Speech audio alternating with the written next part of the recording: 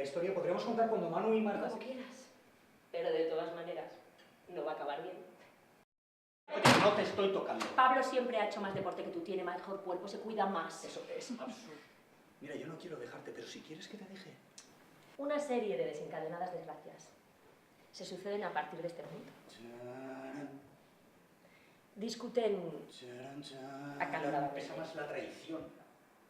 Pablo, en un pico de testosterona, empuja a Manu. Manu intenta calmarlo, pero no nada, pero él se abalanza. Muy danés. Pablo también se folló a Ana, ¿eh? A partir de aquí, todo son vueltas y más vueltas. Nos acostamos. ¿Podemos mostrar la escena de sexo en el hotel? Se acuestan. Manu está algo agobiado con los últimos pensamientos de Marta. Pero aún así, Manu tiene la imperiosa necesidad de sentir el cuerpo desnudo de Marta en contacto con su piel. Marta, esto va a acabar mal. De la historia podríamos contar cuando Manu y Marta se conocen, ¿sabes? A mí no me gustan nada las películas de miedo. ¿Qué sentido tiene pasarlo mal?